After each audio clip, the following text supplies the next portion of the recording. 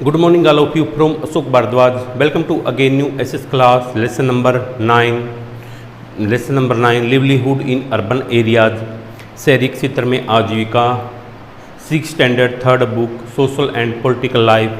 Students, मैंने जिसकी daily आपको इन्फॉर्म करता हूँ लेसन नंबर 9 की summary at this time running है. जो लेडीज़ है वो फैक्ट्री में जाती है, वो डिफरेंट प्लेसेस पर जाकर अपने व्यू एक्सप्लेन करती है.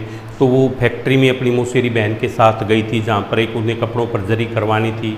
उसने वहाँ पर देखा कि भी एक कमरे में बहुत सारी मशीनें रखी हुई हैं और अलग अलग मशीनों पर अलग अलग मजदूर जो वर्कर हैं वो काम कर रहे हैं टेलरिंग का. तो वहाँ पर जो चीज़ के पास वो जाते हैं, निर्मला, वो भी एक दर्जी का काम ही करती थी. उसने उसे प्रोमिस किया कि उसके कपड़ों पर जरी का काम करवा देगी, क्योंकि जो उसकी मौसी की लड़की थी उसकी वो टेलर नोइंग पर्सन थी. तो जो उसने फैक्ट्री में जाकर अपने व्यू एक्सप्लेन किए वो सब टॉपिक आज हमारा फिनिश हो जाएगा. उसके बाद 2 या 3 क्लास में हमारी बुक फिनिश हो जाएगी. फिर इसके MCQ क्वेश्चन रिमेनिंग है.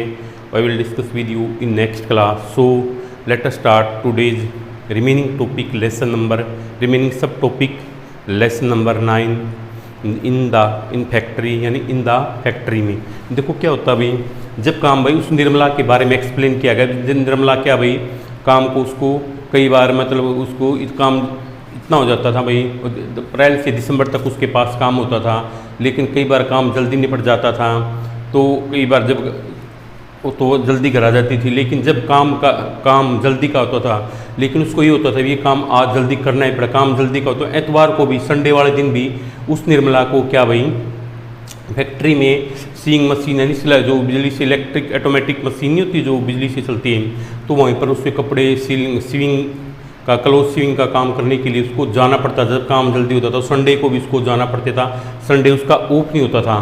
निर्मला को रोज़ 18 आवर्स काम करने के लिए, 8 घंटे काम करने के लिए उसको 280 रुपीज़, मतलब 8 घंटे की उसको कितने 280 रुपये जो उसकी लेबर मिलती थी. और उसको एडवांस मतलब एक्स्ट्रा ओवर टाइम के लिए 100 रुपये, जो ओवर टाइम के लिए 100 रुपीज़ और को इवनिंग वर्क तक, इवनिंग तक मतलब अतिरिक्त देर तक काम करने के लिए उसको 100 रुपये और मिलते थे. किसको? निर्मला को.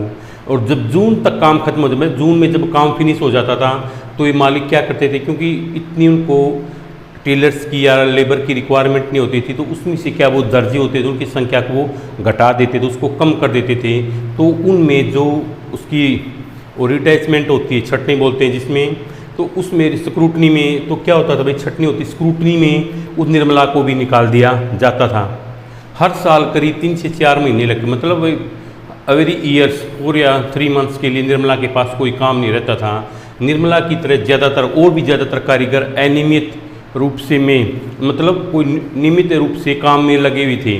निर्मला है उसकी तरह और भी काम अनियमित यानी परमानेंट रूप से काम में नहीं लगे हुए थे, अनियमित रूप से काम में लगे हुए थे.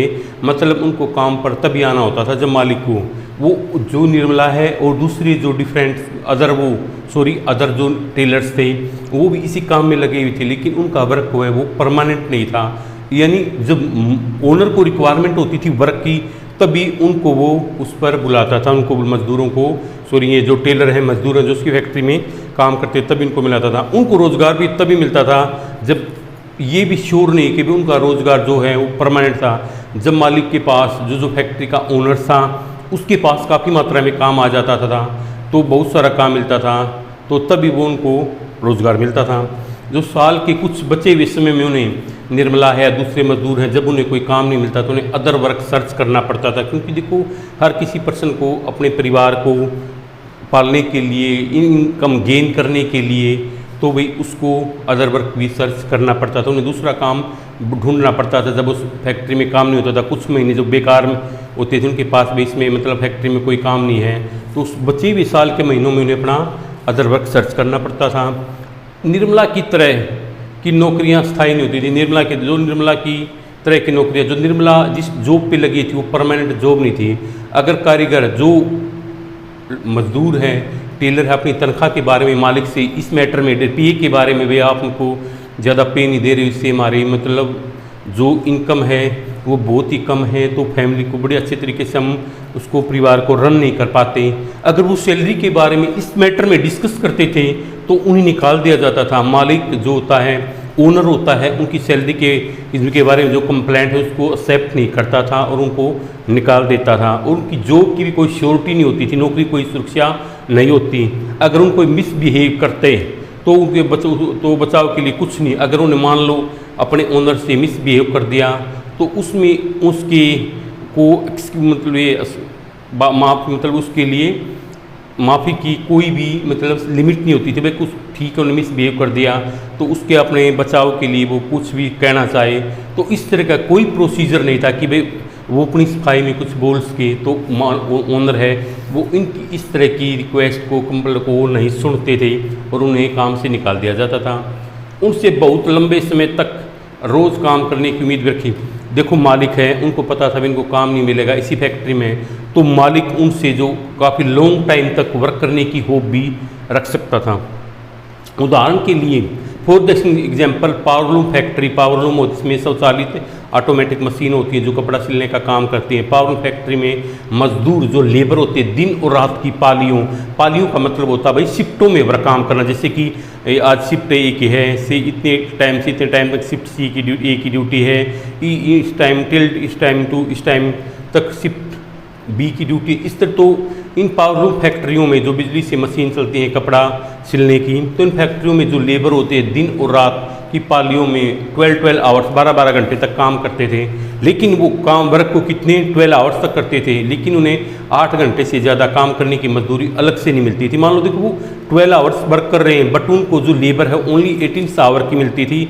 एक्स्ट्रा ऊपर के जो 4 आवर्स है वो उनकी सैलरी उनको मालिक नहीं देता था।